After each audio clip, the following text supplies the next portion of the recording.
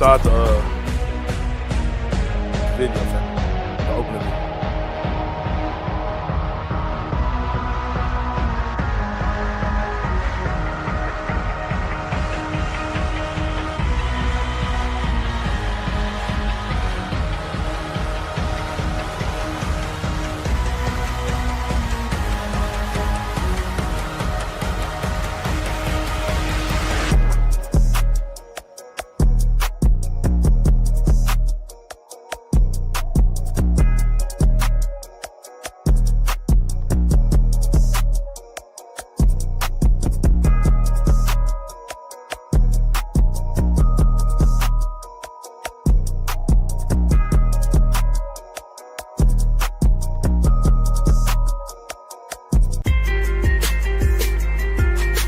Bluff City Media presents The Anthony Sain Show with your host, Anthony Sain.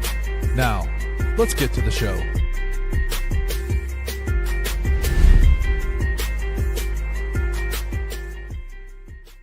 What's going on, everybody? Welcome to the Anthony Sain Show. This is your host, Anthony Sain. I do not see myself on the screen. I don't know what's up with that. I guess I'm here now. What's going on? Welcome to the Anthony Sain Show. Having some problems with StreamYard, looks like, in this joint today. We're going to put through this joint. If you're looking for Kenny Stubblefield to be on my left or my right, depending on what the format of the show is, he is not here this week. He is taking a much-needed vacation. So I got my guy, man. We're two available brothers right here, man. Two entrepreneur grinders right here, man. Enterprising brothers. My guy, Rusty Witten, a.k.a. Dr. Buck, is in the building. What's going on, my brother? Oh, man, just living a dream here in Memphis on this Monday, man. It's a beautiful thing to be a free agent. Free agent starts this afternoon. You and I both free agents looking for our next adventure, man, and it's perfect timing, man. We got a head start on it for sure, man. I am blessed to be a full-time podcaster and nonprofit volleyball organization founder out here. Those are my two jobs at this moment. And shout out for being free from the 9-to-5 situation, man. Yes, sir. I'm excited. We have another clinic today. Memphis Magic Volleyball Institute has another clinic today at One Accord International Church today from 4 to 5:30. Getting more coaches signing up. Had a lady that signed up to volunteer as a coach the other day who attended one of my music bingo events, and she said that she heard about it from another participant who comes to the volleyball clinics, who also comes and plays at the music bingo. So, hey, everything just lining up for sure with Memphis Magic Volleyball Institute. Going to be a good show today, man. NBA free agency starts today in a few hours. It is such a sham, man. Speaking of shams, not Sham Sharania, but it's such a sham that we are there's this invisible NBA rule about talking to players, all those type of things. This stuff has been done weeks ago, man. The stuff is already getting leaked out what teams are going to do at 5 o'clock. These deals are already done.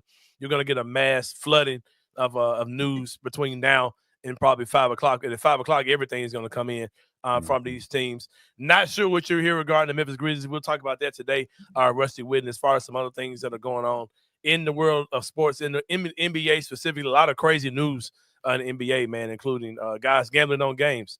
How shocking it is that guys are betting on games and they can literally bet on them from their phone, which is I like, who's surprised? We'll talk about those things and more today, as well as we have a church review today. Rusty, this is your first time sitting in with me as I review a church. I'm reviewing Believing Church today, church out on Summer Avenue here in Memphis, Tennessee. We'll talk about that and more as the show goes on.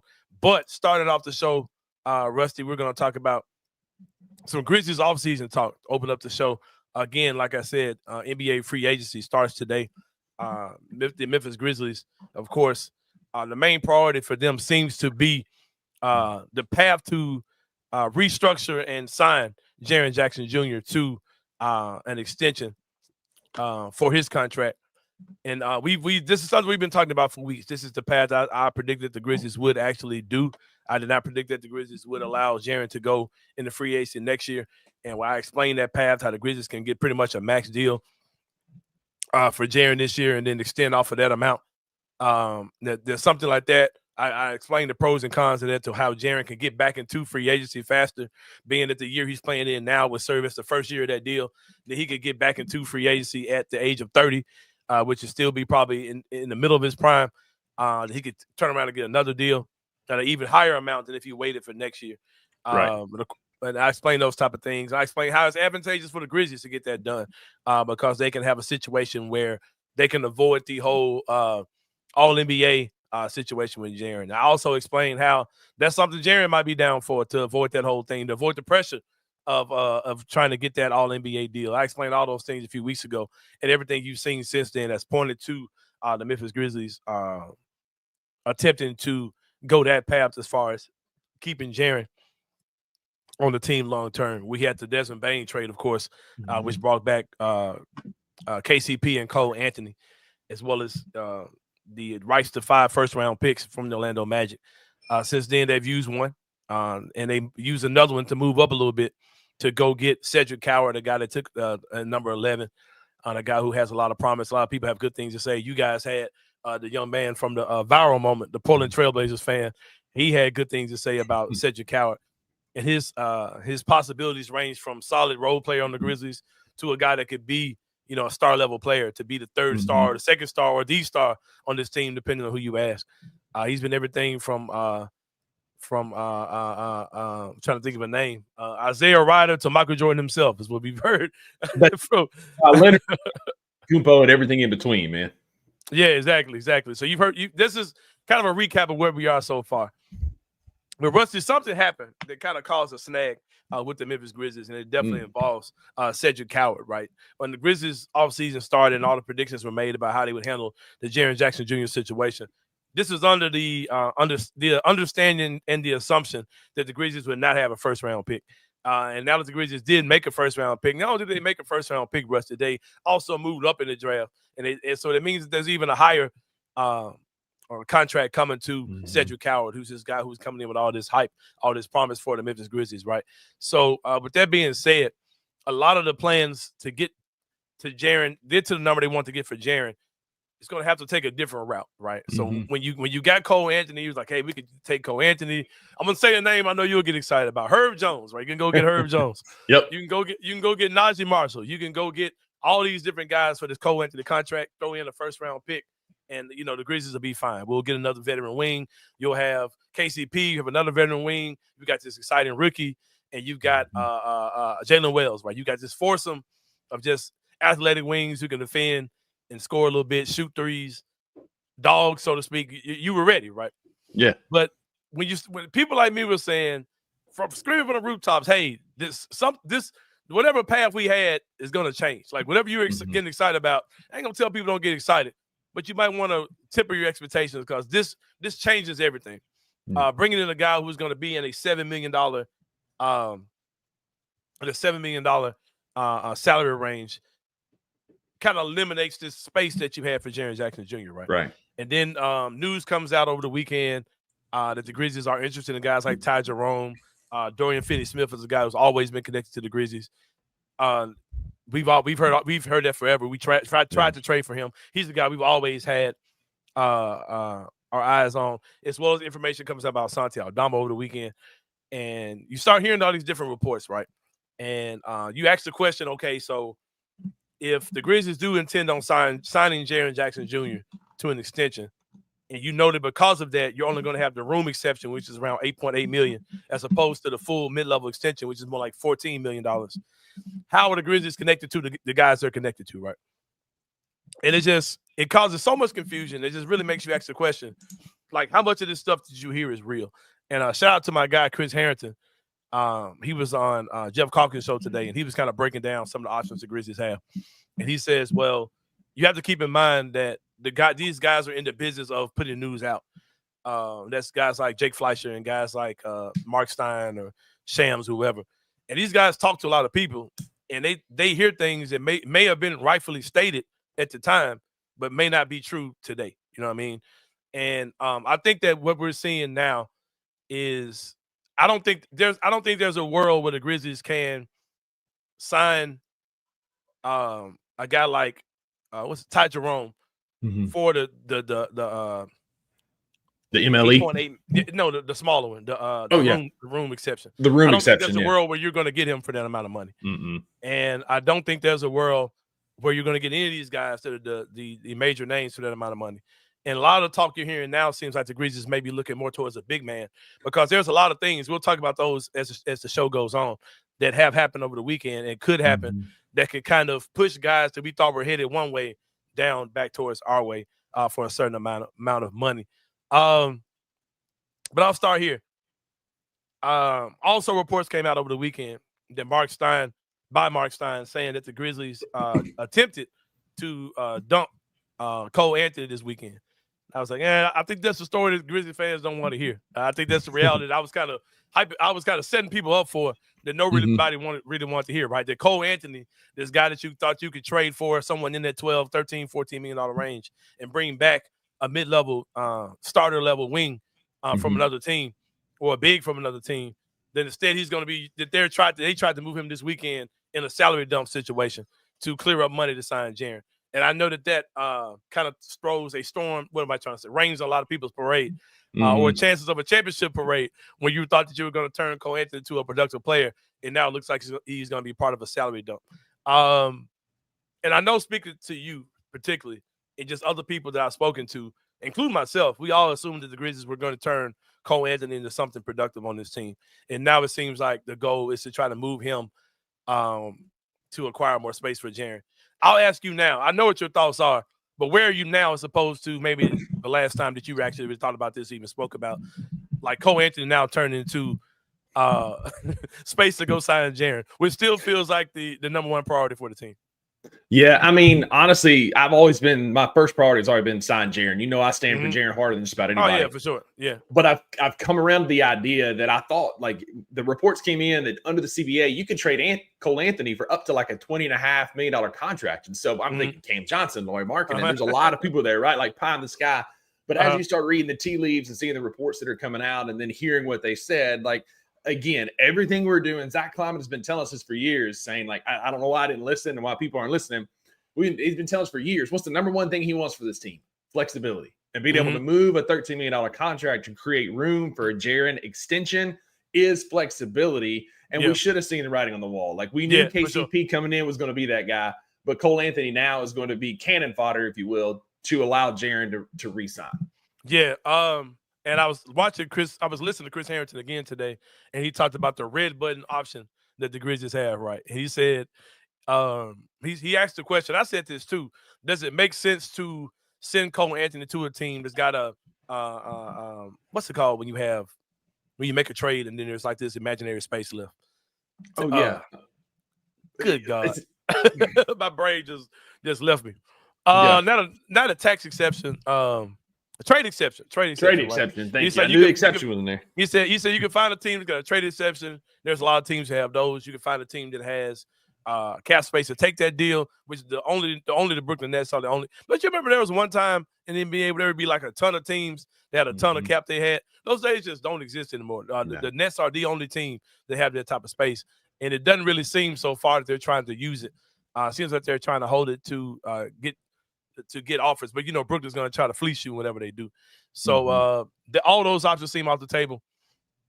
And Chris Harrington described a red button option that includes doing a stretch provision on Cole Anthony, which is basically waiving him, and that would free up like $9 million.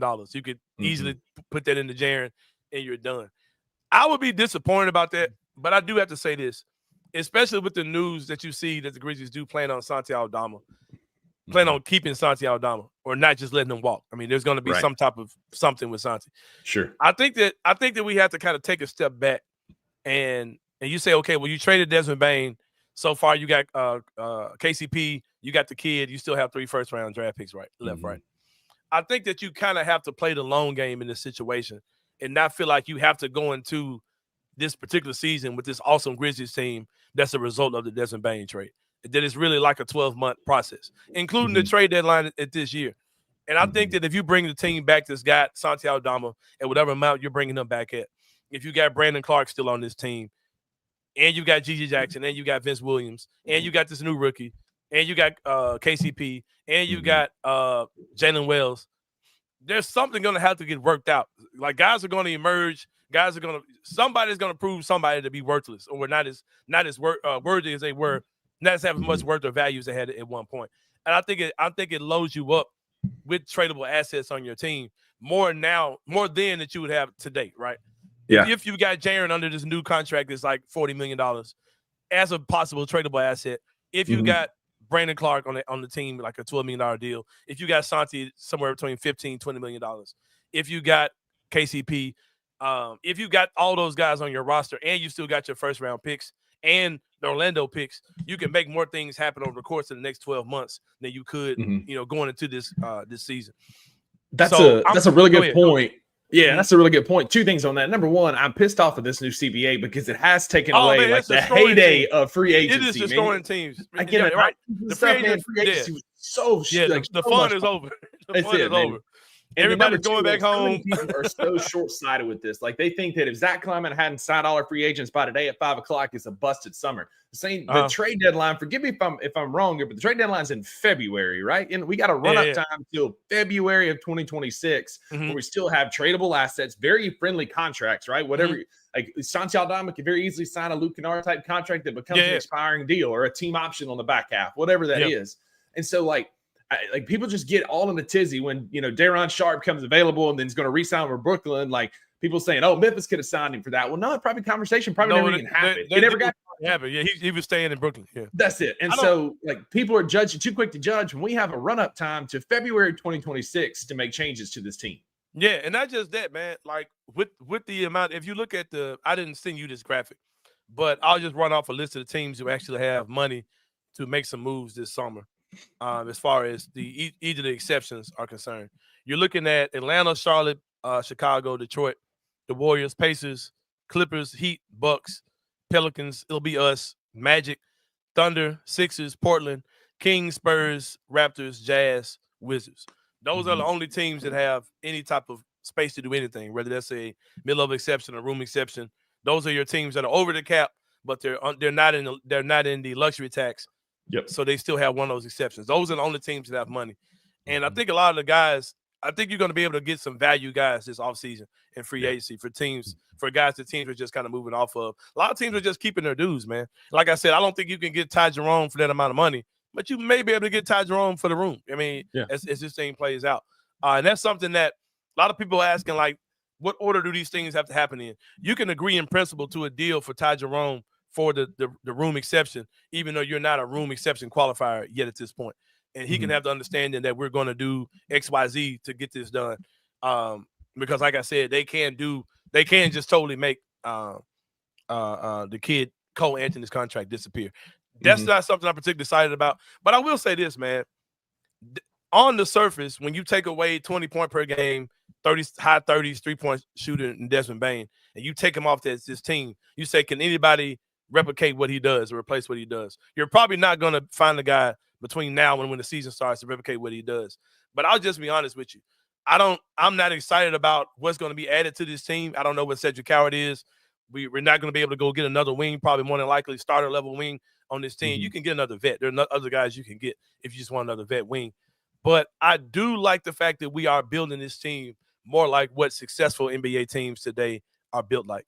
And you got two teams in the Pacers and the Thunder who are operating outside of the tax, who were just in the NBA Finals.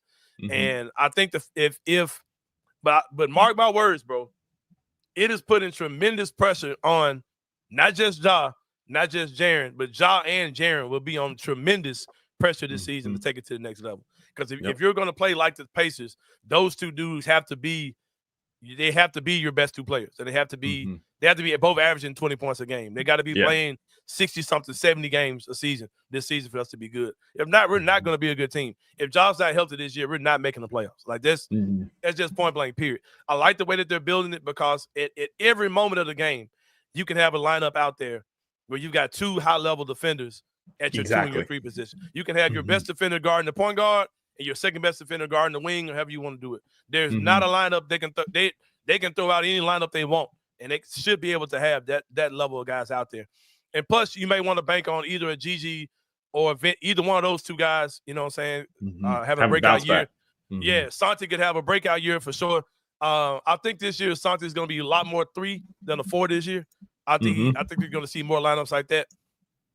And there are guys that will be available at this trade deadline that were not available at the last year's deadline. Number one is our Finnish brother, in Christ, Lauri Markkanen with Utah. You know what I mean? And if you come out, Santi's having a good year, BC's having a good year, would it be crazy to see a situation where you call Utah because Ace Bailey's doing this thing and they're tanking their ass off, and there's a trade out there that could bring, Lauri Markkanen here, who would be an upgrade in a consolidation deal that sends out Santi and BC to go get a guy like that who would be, great for this team. Yeah, I mean, he's super Santi. He's super Santi, and Chris Dodson's already linked him to us in the past in his article, and so I mean, it feels like that's certainly something we can do, especially depending on what Utah does with their big situation. Yeah, I just want to see something. I'm just ready for the season to start, bro. I want to see what East Low has planned for these guys. I think we're going to be a good team, even as constructed. They're gonna have to add a big or a wing. One of those two is going to happen. I think they're going to get another starting level being big. But if those things happen, you can kind of see a path where Santi and or BC will be expendable by the trade deadline this year. So I'm excited to get things going, man.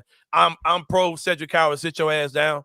I would love to see that dude in Summer League. I'm not gonna act like I don't, but I do not want to see him screwing around and mess that show up even more. Because he looks like a guy who about a week ago we were talking like, just let him chill. We got this, and whatever you get from him is a plus. He's looking like a guy that they're going to have plans in him being a key factor on this team. And shame on me for thinking otherwise, because we did it with Desmond Bain, we did it with Jalen Wells, we did it with Gigi Jackson. We've done it with all these, Zaire Williams.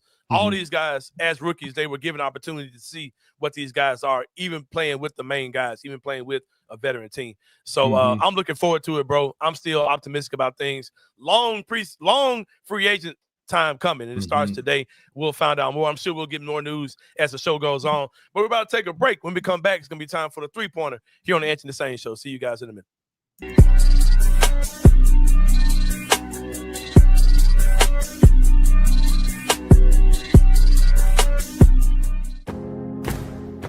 Looking for an alternative to alcohol or conventional medicine?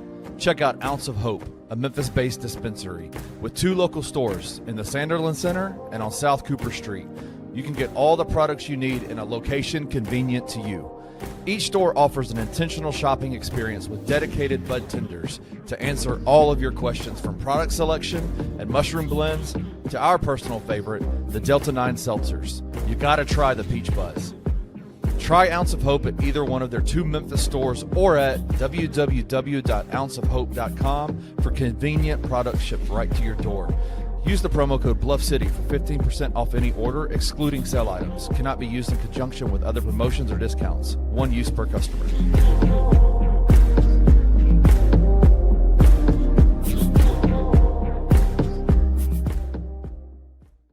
Does the league look at these Achilles? Do they look at Tatum, Tyrese, Dame? Do they look at these and they're like, maybe they're playing too? I mean, they're not going to shorten the season after that. I mean, there's too much money tied up for the league in advertisement revenue and ticket sales. There's too much money tied up for the players.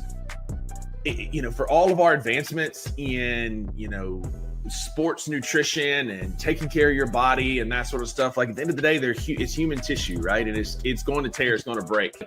For ankle sprains, that's easier to say because it's a lateral movement and a shoe will kind of hold and support some of that lateral movement. This is a true like up and down, like jump and catch. It's hard to stabilize that with a shoe or taping or a brace. I do think there needs to be, similar to like a concussion almost, if they can have like an Achilles tendon protocol that you have to be able to check so many boxes and have you don't go back in pain and like this until you go back in. I think something like that is coming. Tune into The Daily Grind with your host, Lute Hatmaker, every Monday through Friday at 7:30 a.m. live on the Bluff City Media YouTube channel. In the heart of the Highland Strip for 27 years, Trilogy Tattoo has helped tell stories for Memphians for generations. Located at 530 South Highland, Richie and his team are waiting to help you tell yours. From tattoos to piercings, your body art should be as unique as you are. Voted a Memphis Flyer top 3 tattoo shop in the city of Memphis since day one. Your story will be safe here at Trilogy Tattoo. Open 7 days a week, Monday through Saturday, 11 to 11, and 3 to 11 on Sundays. They have convenient times waiting on you. Let Trilogy Tattoo help you tell your story.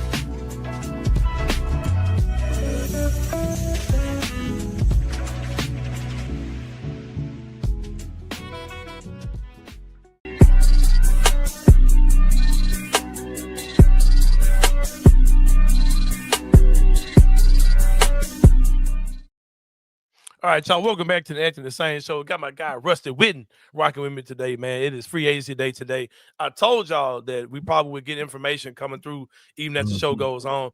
5 minutes before we went on air, Mark Stein updated his Substack and basically said that there was a growing anticipation as of 6 p.m. Eastern time approached that Memphis is indeed poised to secure a commitment from the in-demand Ty Jerome.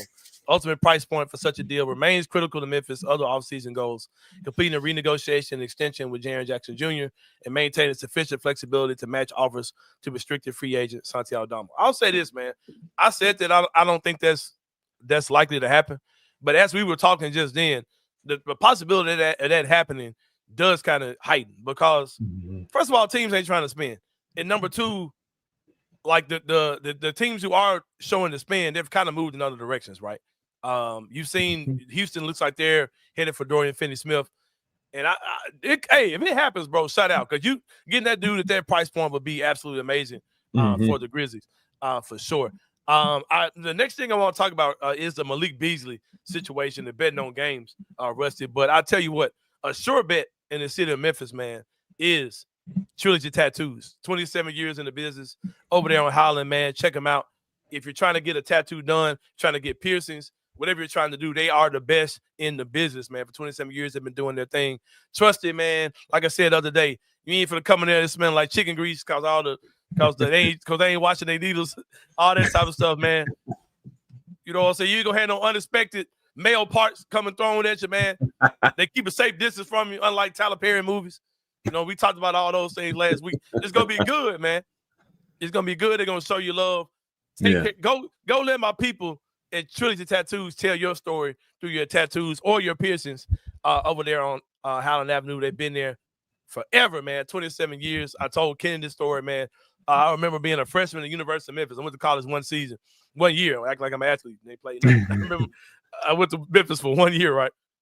And speaking of University of Memphis, you saw the Grizzlies are adding that guy that was like one of Penny Hardaway's guys. Yeah, Penny Collins from Tennessee State. Yeah, from Memphis. He was TSU's coach. Mm-hmm. That's dope, man. That's pretty dope. Anyway, back to Trilogy Tattoo. I remember seeing Trilogy and people talking about, hey, there's this brand new 24-hour tattoo shop, right? I was like, oh, okay, that's pretty dope. And I remember seeing the place and everything. And now I'm as old, you know what I mean? That was 27 years ago when I was a freshman in college. So I'm like, good God, bro, how old am I? So, but shout out to our people, our good friends at Trilogy Tattoos. Like I said, man, Trilogy Tattoo is a sure bet. And our friend, our guy, Malik Beasley. For all I know, how do we know that the dunk, when John dunked on Malik Beasley, was not part of some prop bet about him getting dunked on?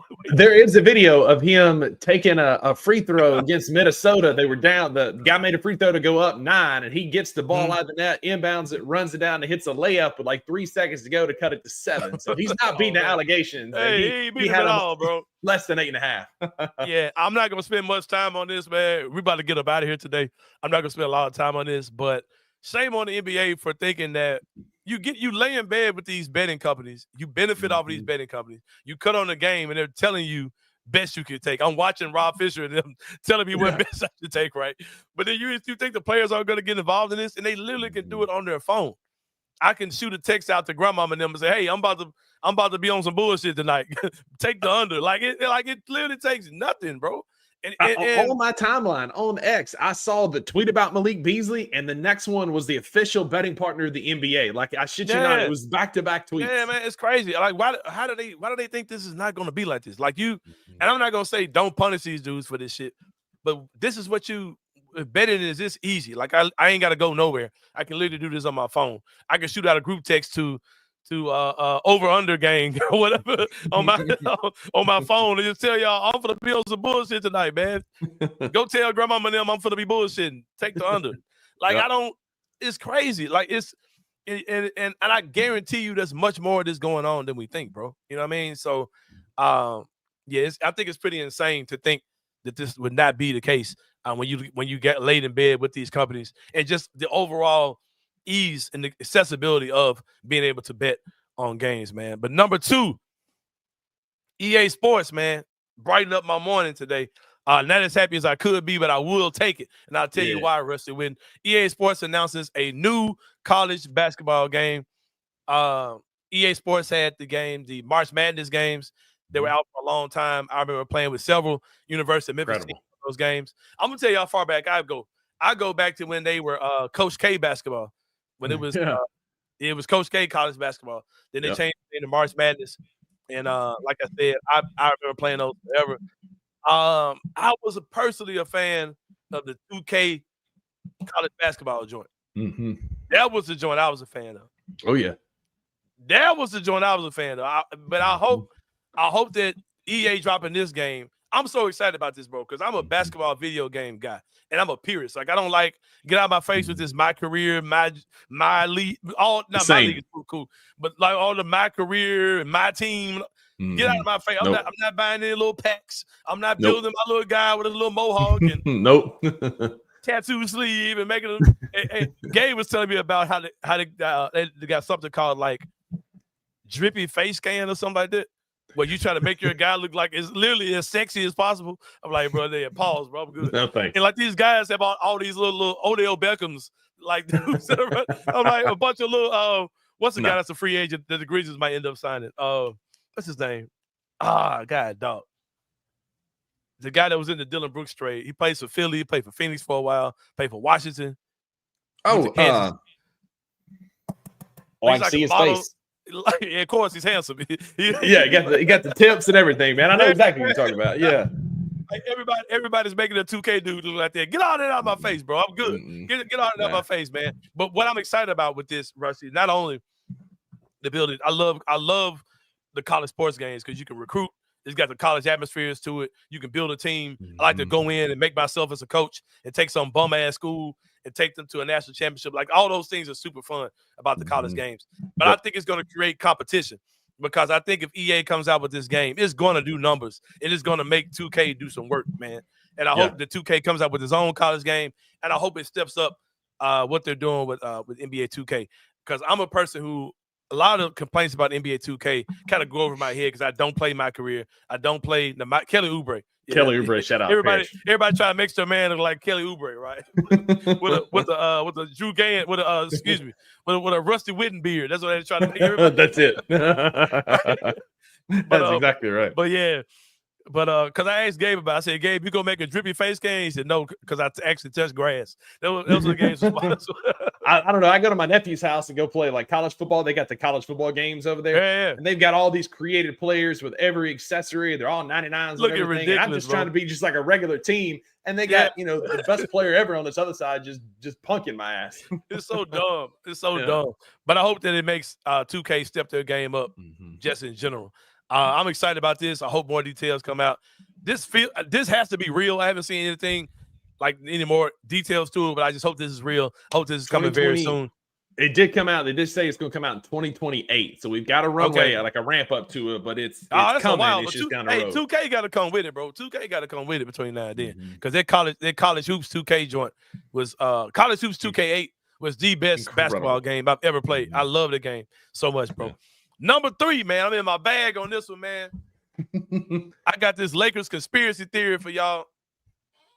Y'all not finna play with me on this, and y'all know this is what I do. I said last week that LeBron is already retired. He just ain't told y'all yet. That was what I was running with last week, right? I got a new one for you today, Rusty, man. If you're paying attention to what the Lakers are doing, LeBron just opted in, took the most money he could get, opted into his contract. And then news breaks last night, Rusty, with DeAndre Ayton. What's something that the Lakers need, man? What's something they need big time? What's something they definitely need? A big man, a center. A big man, right? DeAndre Ayton, who's on a roster, not a free agent. Yeah. On a roster, right? Portland goes out, they draft Chinese Yao Ming. And they already got my guy Klingon. So they got Rob Williams. They got 5 bigs on this team, right? This guy's on a roster. He's got a $35 million contract, right? Who's his agent? His agent is the same guy that's Luka Doncic's agent, Rusty Witten. The Lakers just got a new billionaire owner who just made $10 billion for the Lakers. Money, he's burning money growing on trees for him. All of a sudden, we see that the Portland Trailblazers buy out a $35 million contract for DeAndre Ayton. It's not a small buyout. $35 million. That's a whole season, man, for a good player. Like, what are we doing? That's so crazy, bro. That's like if we bought out 3 Brandon Clarks. Like just bought out all 3 of them. Yeah. So he goes. So he gets a buyout. It just don't happen, bro. Buyouts of that size just do not happen in the NBA. No. So he gets bought out. Now you see in the NFL. NFL is a big buyout market. A lot of guys get bought out. It happened twice this year. Jalen Ramsey and then Jair Alexander for the Packers. But it shouldn't happen in the NBA. Yeah, shit crazy, bro. Then as soon as he gets bought out, he's going to the Lakers. Like everybody knows he's going to the Lakers, right? But the thing is, you know how a lot of times with the conspiracy, man, they gotta hide the obvious shit to not make it so obvious, right? Sure. So instead of Shams and them saying like, expect him to go to the Lakers or things like that, they don't say nothing. They just say he got bought out. Now, typically anybody else, they're gonna say expect him to go somewhere else. You always hear it, right? But you don't hear the Lakers. This is obviously shenanigans by the league and by the Lakers' new owner. Say, hey, y'all want him off y'all books? Y'all want him off y'all hands? Here's $100 million to go to pay him out and do whatever hell else y'all want to do. Merry Christmas, right? Or 50 or whatever you're doing, but you send the money to buy him out and something else to sweeten it to whatever. Hey, here's your money to pay all your summer league guys for 3 years. I mean, whatever. You know what I mean? You play your G League guys, whatever. Portland ain't got a G League team, but you get the point I'm trying to make. All right, and then we get news today. Jordan Clarkson also bought out by the Utah Jazz. And who's his agency? Who's he rep by? He is a part of Clutch Sports, which is LeBron's agency. It's LeBron's agency. How about that? Right. So expect to see Jordan Clarkson in L.A., DeAndre Ayton in L.A. They just got Luka Doncic in this trade where nobody even know he was on the market. And you just wake up and he's playing for the Lakers. Like come on, bro. Like the league is, and I said why these things happen, why the league allows these weird ass, foul ass things to happen.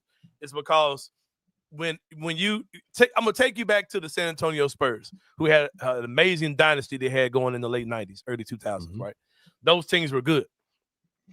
The NBA did not mind their best team being a team that was not the casual fans team because you still had LeBron James in the league and you had Kobe Bryant in LA.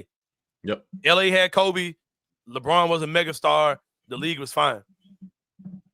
They don't have those guys now.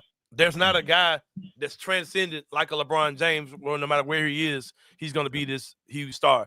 And if LeBron's getting ready to leave LA, they've got to have a big star in a big market like that, right? Because the Knicks are good, but they don't particularly need that. But LA you can't have your best teams to be the Pacers and the Thunder, bro. Like and Cleveland Cavaliers. It's got to be a mega star in LA.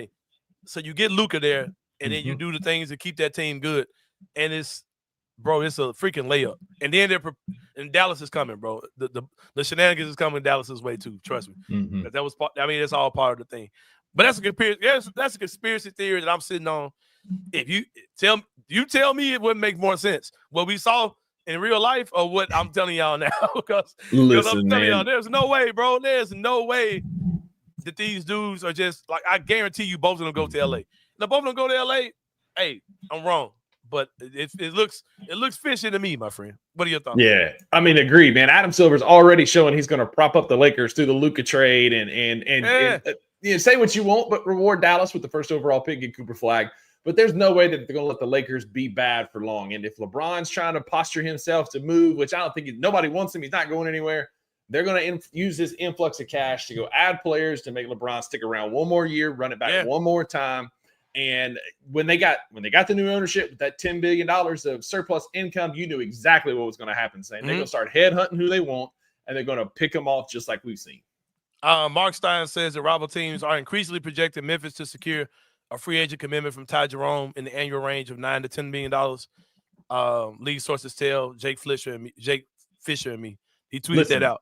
We get that. We get him at that price, then I'll take it. I don't hate that at all. That price. That's love, bro. Because you know he can score. You know he can shoot. He's a playmaker. Somebody say he's a pretty good defender too. If he is, he really he's what y'all thought Luke Kennard was.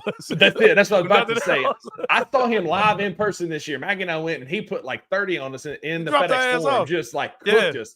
he gets in the way on defense, which is better than we ever got from Luke. He's 6'6" too. He's 6'6". Yeah, he's tall, man. Yeah, He's big. Yeah, he's a big boy. So yeah, I would be super down if that deal goes down today, for sure.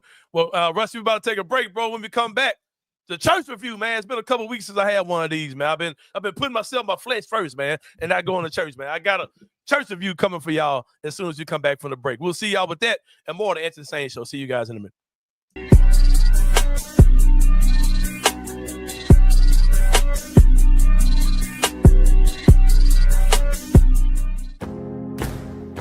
Looking for an alternative to alcohol or conventional medicine?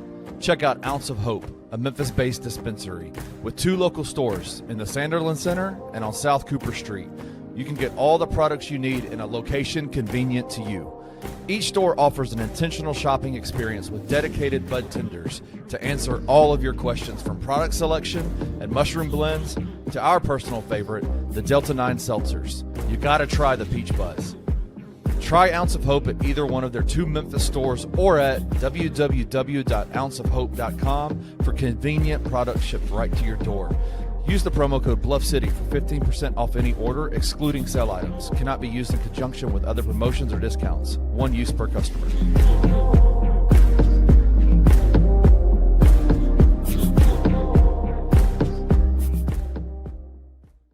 And Jamon Meshack and Javon Small. What these two have in common are they're just absolute bulldogs. Yep. They are.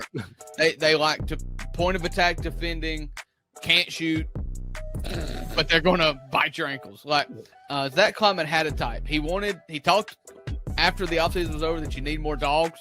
You know, we don't need no more cats. We need more dogs. And with a second round pick, these guys are not going to be like immediate impact guys. More likely than not, one of them at least is going to be a two-way guy. It's about building culture. And I like going into a training camp where you just go get a bunch of Rottweilers. I like it. It's a culture draft. Second round picks, I don't expect much out of them. You definitely don't want a prima donna in the second round or you end up with Kennedy Chandler. Jeez. Oh, my God. Tune in to The Daily Grind with your host, Loot Hatmaker, every Monday through Friday at 7:30 a.m. live on the Bluff City Media YouTube channel. In the heart of the Highland Strip for 27 years, Trilogy Tattoo has helped tell stories for Memphians for generations. Located at 530 South Highland, Richie and his team are waiting to help you tell yours. From tattoos to piercings, your body art should be as unique as you are. Voted a Memphis Flyer top 3 tattoo shop in the city of Memphis since day one. Your story will be safe here at Trilogy Tattoo. Open 7 days a week, Monday through Saturday, 11 to 11, and 3 to 11 on Sundays. They have convenient times waiting on you. Let Trilogy Tattoo help you tell your story.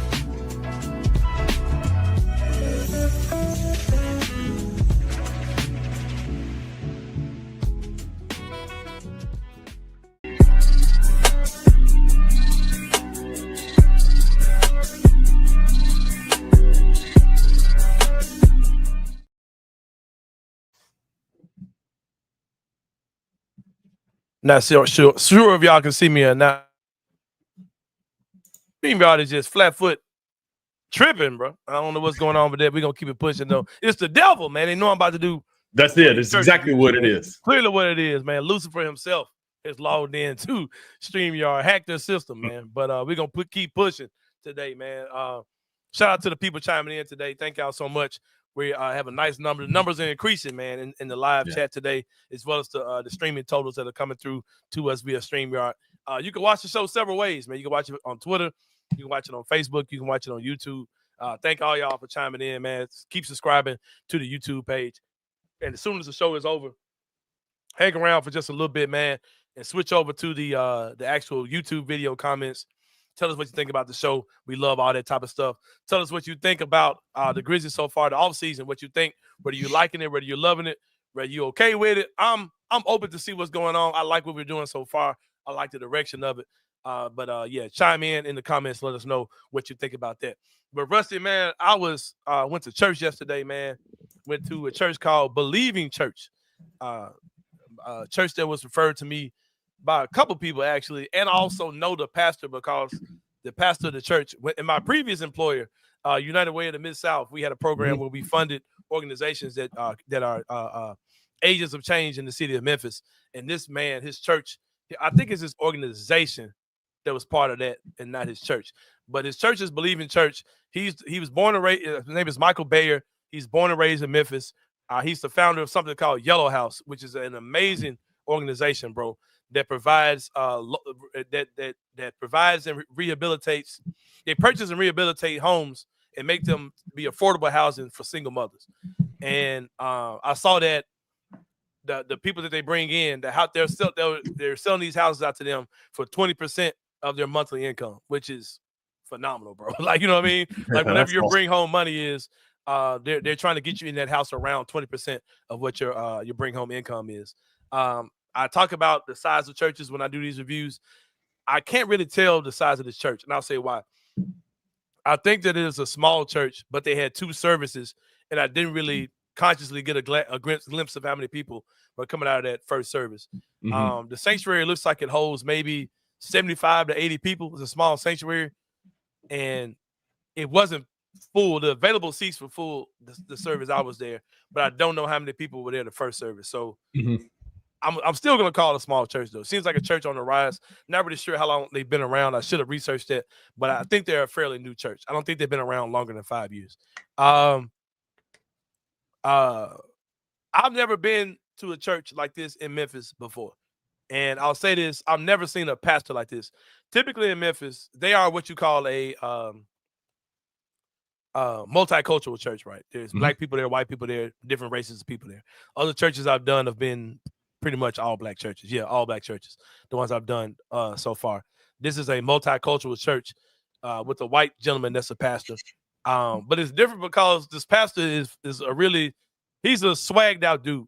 Most of the churches in Memphis you see that are multicultural, the pastor's not from here. Like Life Church in Memphis is probably the biggest, well-known multicultural church, or maybe Bellevue Baptist, right? Those 2 pastors aren't Memphians. This guy is from Memphis. He's like talking slang. He had Jordans on. You know what I mean? He got a little swag to himself, man. Super cool dude. My guy, Michael Bayer, man. So like I said, I've never really been around a church like that. Russ, you're not Memphian, but you went to high school here though, right? So I went to middle school here in South Haven. Okay, cool. So I don't know if you experienced this there, but in Memphis, whenever there was a cool white boy, he would normally get some type of cool nickname by the black people, right? The black kids give him a cool nickname. This guy's name is Michael Bayer. I'm willing to bet that his nickname was White Mike. There's no way in the world that this dude's name was that White Mike. It's cool. Like I know his name was White Mike. Like, and Pastor Bayer, if you're watching, if you're in the comments, confirm whether your name was White Mike or not in high school. It had to be super cool dude, had some swag. And one of the criteria that I have when I'm looking at the leadership of the church, Rusty, I have to examine these guys and I make my assumptions of what kind of guy they were before they came to Christ or before they got with the church, right? Because these guys weren't born as ministers, man. They all had their story of what led them to be a pastor, right? And one of the criteria I look for, Rusty, judge me if you will, but one of my criteria is, did this brother have hoes before he came to the Lord? Because Rusty, me personally, he had hoes back in the day. I don't want to hear you, bro. You can't be my pastor. If I felt like you ain't had hoes back in the day, I might walk out in the middle of the sermon. I give him the stamp of approval. He might be fooling me, but I believe Mike had some hoes back in the day. My thing is, if you ain't have hoes, back in the day, your life is just too cute to me, man. I don't want to hear what you got to say, bro. Like, you got to be able to. My battle guy, you got to be your battle, bro. You know what I'm saying? So I don't want to hear it. I think that White Mike did have hoes back in the day. I will stamp. I believe he had hoes back in the day. A telltale sign of a pastor that had hoes back in the day is that there are a lot of strong men and strong families around these guys. I know you probably think I'd be saying something different, but typically the pastor who was a cool dude, the ladies' man, he's typically a man's man too. And man's men attract strong men. Right. He has some cool dudes at the church. I noticed that. Also, I get turned off by churches where it's typically the church is going to be more women than men. But if it's like a 20-1, like I ain't hardly no dudes there, I know that this is a weirdo dude. And but that is not what I'm seeing at his church, right? So I thought that was awesome. his sermon, he was talking about how you have to have a bold faith, right? And he compared that to eating unseasoned food. He was talking about how his wife cooks spicy, well-seasoned food. He said his grandmother came over and she was saying that the food had like a certain type of boldness to it, like a twang to it or something like that, a zest or something like that. Some he said. People saying that's how our faith, like if people can't taste your food and get that type of taste your faith and get that type of reaction she was like, she didn't even want the food. Like she was like, I can't fool with this. It's a little bit too spicy for me. He was saying that if you don't have that type of faith, like that's the type of faith God wants, that type of boldness. I thought that was pretty dope. And it also led me to confirm that he was white Mike in school. Like that, it really confirmed that point right there was confirming to me that he was white Mike in school. The church is in a repurposed building. This is something you're starting to see a lot of now. They're on Summer Avenue. I don't know if I mentioned that part. They're on Summer Avenue, and the building they're in used to be a plasma center back in the day, and they did a really good job of repurposing this building. It's got loud yellow colors on the outside. The church's logo, it's big letters saying that it's a church. Real modern fonts, real modern branding. It's not really. It looks like a hardware store. Like it doesn't look like a church. It looks like a freaking hardware store, right? Yeah. But it's really eye-catching, right? The colors are really eye-catching. Yellow is their color. You see yellow everywhere. And Yellow House is his nonprofit, so I'm sure that's Italian. That might be his favorite color, not sure. But it seems to be also a really true community church. When I say that, I mean a lot of times when you see these churches who come in and they've got the flashy look, they've got the video camera and all these type of things going on and branding and all that. They're typically not geared towards the people that are actually in the community that they're in. Or it kind of seems to be too much for the person walking in off the street. This church clearly looks like a community church that's welcome for the actual people in the place where they live. He said he lives in the city. He don't live in the suburbs. I can tell by the brother's dialect and how he talks that he's been exposed to Memphis. He's a Memphis, and he's not pandering. Like he didn't come off as the white guy trying to sound black. It sounds like this just a dialect that he's picked up from just being, who he is. They optimized the space and the resources very well. They had, like I said, they had video cameras, they had lighting, they had smoke effects on the stage, they had a praise team, they had the words to the songs on the screen and all those type of things. And he's the type of guy, he kind of preaches in parables to the point where he was quoting things from the Bible, but he didn't do the typical let's read this Bible verse and now let's have the message according to this Bible verse I just read. He would reference Bible verses, but he wasn't actually reading from the Bible as he was giving his message. It was more parables that he was doing and just teaching lessons according to a pretty much understood Bible scripture, if that makes any sense. Things that stood out to me, I suffer from anxiety and I have social anxiety issues. And because of that, what a lot of churches don't understand, a very difficult moment of the church for people like me to get through is the everybody get up and go shake hands with the new people. Go find a visitor, introduce yourself to them. I absolutely hate those moments. And that church did not do that. I don't know if it was purposeful or it was just something they do to save time. But any church that does not have that, you are getting the Anthony Sain thumbs up. If I don't have to have some random person walking up on me speaking and want to hug me and touch and talking, man, I don't like attention on me like that. Like I want to come in, blend in, see what y'all got going on, and slide, right? So they didn't do that, and I thought that was super dope. Church also started on time and ended within an hour and a half. They kind of trimmed the fat. They did a praise song, they did announcements in the middle, then they did 2 worship songs. The pastor came up, he preached, and they got up out of there. And at the end of the service, they gave out free t-shirts. This is one. It says, I love summer. I think it's kind of a play on words. They're on Summer Avenue. It's summertime. They did that whole thing. And they had popsicles after service as well. Also, something super dope. They had a food, like they did a thing where they were feeding people in the community the day before. It always happens that I'm always walking in when churches are really flexing how awesome they are. But they had a community, like a grocery thing, where they were like giving out free groceries to people in the community, and they were talking about the importance of people donating to things like that. And like I said, man, they're a small church. but they are maximizing stuff. Like they had a nursery there for newborns up to 5th graders. It was things you would see in a big church just piled into a much smaller building. And the presentation was off the chain. And they did simple things with their branding. Like I said, the color yellow is a big deal. So you're in there. The sanctuary is black on the inside, and the lights are pretty much out, which is another thing churches do, so people can kind of praise or worship the way they want without people staring them in the face. But all the volunteers wore these big yellow placards, where you could see this big yellow even in the dark, right?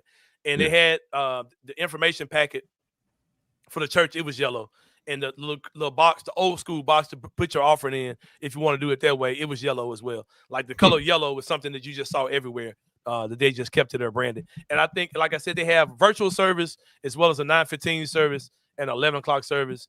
And I just think, like I said, they are maximizing what they're doing. They seem to be a church that's really for the community, and I love that part as well. So I do give them the Anthony Sain thumbs up as a church review. My guy, Pastor White Mike, out there at Believe in Church, man, go check them out. Like I said, they definitely feel like a community church for sure. The praise team, a lot of times you can tell what kind of vibe the church is on, because you can tell that the people in the praise team and also the people that are volunteers. I look at those type of things and kind of tell whether they're a community church or not, because you can tell they're a church where, hey, if you want to be a part, wherever you feel like your gifting is, we'll allow you to do that. It didn't seem like they had the best of the best, or you got to have experience singing on the Bill Street circuit to be up here. It didn't seem like you had to be like, you know what I mean? Because you go to churches, man, and it's like a real production, you know what I mean? So I was really excited about the things that I saw as far as those things are concerned. Well, Rush, it's been a good one, man. I appreciate you hopping on with me today, brother. Yes, sir. We about to slide about this joint. It is free agent day, man, and I'm sure I'm going to be getting volleyballs hitting my face, looking at my watch and my phone and notifications to see what's going on around the NBA. Well, for Rusty Witten, this Anthony Sain, we'll see y'all tomorrow, man, and we out. Thank you for listening to the Anthony Sain Show. If you enjoyed this episode, leave a rating and a review wherever you download your podcasts. Also, like and subscribe to Bluff City Media's YouTube page. For comprehensive coverage of Memphis sports, head over to www.bluffcitymedia.co and find out how you can become an insider. We will see you back here next week.